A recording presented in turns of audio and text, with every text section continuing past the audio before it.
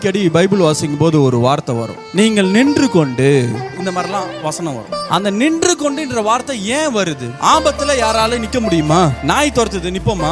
தேவன் சொல்றார் நின்று கொண்டு. இதனுடைய துவக்கம் முதல்ல ஆண்டவர் ஒரு இடத்துல சொல்றாரு. யாத்திரையாகமம் 14வது அதிகாரத்துல இஸ்ரேல் ஜனங்க நடந்து வராங்க, செங்கடல் வந்து நிக்கிறாங்க. மோசே சொல்றாரு, நீங்கள் நின்று கொண்டு கர்த்தர் உங்களுக்கு செய்யும் ரட்சிப்பை பாருங்கள். இப்ப இஸ்ரேல் ஜனங்களுக்கு ரெண்டு ஆப்ஷன் தான் இருக்கு. ஒண்ணு என்ன பண்ணலாம், அப்படியே கடல்ல வந்து செத்து போகணும், ஏன்னா டெட் எண்ட், அதுக்கப்புறம் ஒண்ணுமே பண்ண முடியாது. இல்லைன்னா திரும்ப அடிமைத்தனத்துக்கு தான் திரும்ப போகணும். ஏன் நின்று கொண்டுன்ற வார்த்தை இருக்கு தெரியுங்களா? இது ரெண்டுமே நீ செய்யக்கூடாதுன்றார். இப்ப இருக்கிற பிரச்சனையில ஆண்டவர் நம்மள மூழ்கவும் விட மாட்டாரு, என்னை ஆண்டவர் பின்னோக்கியும் போக விட மாட்டாரு. ஆண்டவர் மூன்றாவது ஒரு காரியத்தை செய்வார். அது இதுவரையிலும் யாரும் பார்த்திராத ஒரு பாதையை ஆண்டவர் திறப்பார். நம்ம செய்ய வேண்டியதெல்லாம் நின்று கொண்டு இருந்தாலே போதும். நான் அவரை நம்பினா மட்டும் போதும்.